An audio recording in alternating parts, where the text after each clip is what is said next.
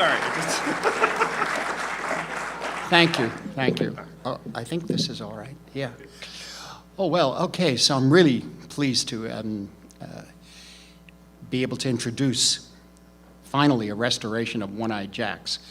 I'll tell you a little about, technically, about what certain details about the film, the production.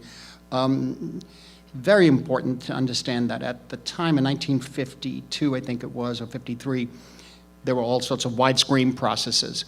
CinemaScope eventually won out, but VistaVision was introduced by Paramount. I think a film called White Christmas and Strategic Air Command, Anthony Mann's picture. These were extraordinary, crystal clear definition in these frames with the VistaVision system, which, for those of you who don't know, instead of the film going vertically through the camera, it was horizontal, and instead of it being 4 perforations per frame, it was 8. So the image was double. Other points about VistaVision. One thing was that Paramount, no matter the type of film in the 50s into the early 60s, no matter what kind of film it was, whether it was an A film or B film at that time, a small Western in black and white or whatever, it had to be shot in VistaVision. So everything from Paramount from 1953 to 61 is VistaVision. It was then lent out to Warner Brothers and, Warner Brothers, I think, for The Searchers, and MGM, I think North by Northwest, I may be wrong, the North by Northwest, but yeah, a lot of Hitchcock things. Vertigo, was of course a Paramount picture, but in any event, this was an extraordinary process, and one of the great things about this process was to see it projected in VistaVision. I guess maybe maybe IMAX has a quality like that now, but to walk into a theater on 48th Street or whatever at that time and see this image on the wall, basically, it was like the side of a building. It was extraordinarily, it was not just wide, but it was also extremely high. And so VistaVision was a very special process. The film you're going to see was the last film shot in VistaVision. This was the end. It's 1961. It's very sad, but the different gauges just worked out. It was much simpler, cheaper, faster to slip from CinemaScope 255 to 235 to 28. I'm sorry, to 235. 255 were the first CinemaScope, real wide, and then 235 because it couldn't project in all the theaters, and then from scope to Panavision, which made it even simpler.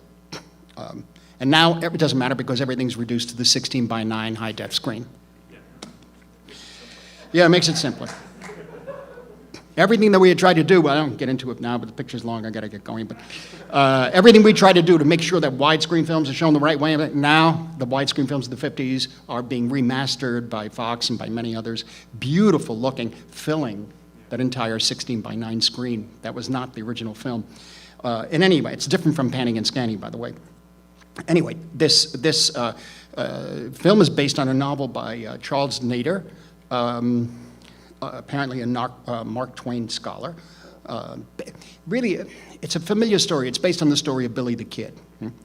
Frank P. Rosenberg, bought the project, the book, and interestingly enough, hired Sam Peckinpah to write the screenplay. And once they felt they had a good script, they gave it to Brando, who wanted to do the picture.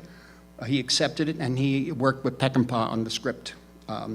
And they brought in Stanley Kubrick to direct. Kubrick I think he had just come off Spartacus. It was about coming over. He was sort of mentored by Kirk Douglas in Paths of Glory and Spartacus. Spartacus, ultimately, for Kubrick, wasn't the best experience. Brando wound up bringing in Guy Trosper to work on the script. And after pre-production, I think really close to the beginning of shooting, that's when Kubrick realized he wasn't going to stay on the picture, and he left. He went to England and never came back. At that point, you couldn't tell Brando anything, I would think. He's going to direct himself, and he really should. It's not, I should say simply, it's not a matter of shooting a one-act play, let's say, or even a three-act play in a small room. This is visually stunning, what he did. This is the only film directed by Marlon Brando. The world, the cineasts and the entire theater culture, cinema culture around the world, Hollywood, all waiting for Marlon Brando to direct a film. I remember even in Film Comment at one point, they suggested that Brando direct the Book of Job. That's why Film Comment was, film culture. Film culture, Jonas Mekas' group. That's why it was so great. The Book of Job, Brando, what would he do? Wow. It'd be great, But he did this, a Western, right? And the stories began. He waited hours and hours for, shockingly, I say that sarcastically, for the right waves to come in Monterey, so the horses would go by when they were on their horses. It'd be yes, that's what you do. You wait for the waves. You wait for, or if you don't want to wait, you get there at the time the waves are there and you're all ready to go, but that wasn't the way it was working. The equipment was enormous. It was kind of a cross between the old style of production and the new styles that were going to come in the 60s. And it also has a kind of, the essence of it is of the old Hollywood in a way. Charles Lang photographing, Hugo Friedhofer music. Even the images of Brando at the end waving goodbye on the horse. It has a mythology to it in a way that cries back very much to pretty much the end of the Westerns until Peckinpah really finished it off in the mid to late 60s. The romance of this is quite unique. There are shots in it that are extraordinary. When I was lucky enough to see it in VistaVision at the Capitol Theater, and I actually took a 35mm camera in and took some frames off the screen, which we try to use later to get the aspect ratio right. Because how this came about was that for years really couldn't see the film. I had bought a couple of IB prints, 35mm prints some years ago, which, by the way, one of them was used for the color restoration on this picture. The thing about it was that Steve Spielberg called me. He said, "Marty, did you see this new DVD of One-Eyed Jacks?" I said, "There was this new one out?" I said, "Because there's been some very bad copies, because this is the worst." And it was German subtitles. The image was absolutely appalling. And he said, "We've got to do something. Why can't this thing be restored?" So I called up Paramount, Margaret Bodie and I, and Paramount no longer owned the rights. When something falls into public domain, I don't quite understand that, but it was out there, like The Third Man had fallen into public domain. Anybody could see a copy of it. It was terrible until it was finally restored. But in any event, we were able to get from Paramount the permission. First of all, we had to find out where the negative was, and I believe, or who owned the rights. Turns out Universal owns the rights. I don't know how that happened, but that's what that is. It could be a production company or whatever. Then we had to get the permission, I believe, from Paramount, who apparently, I may be wrong on this, but apparently had the original VistaVision negatives. And they were able to do that, and we worked for about a year on this, back and forth. Ultimately, we worked, ultimately, the VistaVision negative, A and B rolls, were 35mm separation masters, scanned at 6K. There was color fading, primarily in the yellow layer, which is the blue sensitive layer, and that had to be replaced completely. Again, 3 dye transfer prints, 3 IB prints were used as a color reference. One of them was mine. And in some cases, dupe sections had to be completely redone in YCMs and cut back into the negative. The audio was processed. It had been, I think, in Perspector Sound, and it was done by NBC Universal Studio Post. NBC Universal, and the Post did the additional post work was performed by Prasad Group and MTI Film. The thing about One-Eyed Jacks,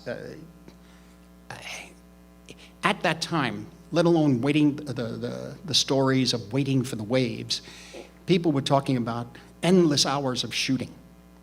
And what's remarkable about this picture, it's unlike any other Western because of the intensity and the power of the actors, and the way they're directed or the way they're framed. against the landscape and within these houses, these sets. But the intensity and the energy of the actors just burst out of the edges of the screen. I mean, they come out of Death of a Salesman and Streetcar Named Desire. It just slips out somehow, and they don't seem to be something that the camera could control. Carl Malden gives one of his greatest performances as Dad Longworth. And I got to know Marlon Brando a little bit over the years, and I said, Dad Longworth reminds me of Jerry Falwell in this picture. Brando, he never really felt that the film was successful. We told him we had loved it, and he's how it wasn't really.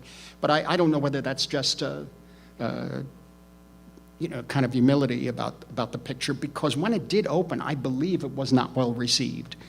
It was not well received at all. Again, it has a throwback to the romance of the Western, yet there was a kind of different sort of energy about it, a brooding energy, which is beautiful. Also, and this is sad, we tried, but I don't think anyone could find it, and there were stories of the original cut being 5.5 hours.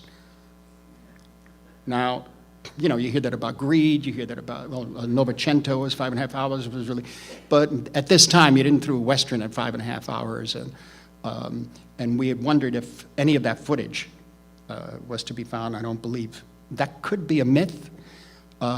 It's just sometimes things start out and say the original, especially today when you say the original director's cut, that's usually a rough cut that nobody should see. Then you take things out, you don't put them back in. If the studio takes them out, that's different. That's different. You know, like when Peckinpah got to do his Billy the Kid, Pat Garrett and Billy the Kid, masterpiece, luckily the editors, Roger Spottiswoode and I forget the other guy's name, they saved the sections of the long cut. I happened to see that long cut that day at MGM with Jay Cox, and the studio was threatening to pull the picture apart, and which they did. They released a 90-minute version, and the film was thrown away. But luckily the editors had kept the outtakes, or not the outtakes, but the sequences that were dropped, and that's what you have now, most of it anyway. But at that time, that wasn't done. In any event, I'm really pleased that this has finally been done. It got to the point where Spielberg would be looking at something in LA, he'd call me, we'd put it on an iPhone or iPad or something, and he said, what about this shot? No, is it too much red? And that sort of, we went back and forth, and the biggest problems were, what was the actual aspect ratio? Because with VistaVision, once they reduced, well, an actual VistaVision print, the thing about it was that you could project VistaVision at almost any aspect ratio, even widescreen in a sense, 235 or 255. They had enough in the frame. When it was reduced to 35 millimeter, which is the way most everybody saw the pictures, because there was no VistaVision projection in the local theaters, in the chain theaters, at the Loews and Warner theaters and that sort of thing. It was always shown, I thought, 166, but it was proven that this one was 185 through a series of painstaking painstaking experiments. So you're seeing it at the best aspect ratio, the best we could do with the color, and I want to thank everybody involved with it. It's a very special film. Many of its scenes and lines of dialogue from Brando and Ben Johnson and Timothy Carey have been moments that even Steve and I were on the phone and we're watching the beginning of the picture on an iPad because he was projecting it in a theater in LA, and we were talking about certain aspects of the grain and the color, and then he said, watch this, watch. I said, oh my God, that's that shot. Look, the door opens now, the Mexicans come in, and oh man. So we just started admiring the film. You remember the other shot? Oh, wow, how did he do this? Oh, one of the great opening shots too, the picture too, with the banana peel. Anyway, I do hope you enjoy. Thank you very much.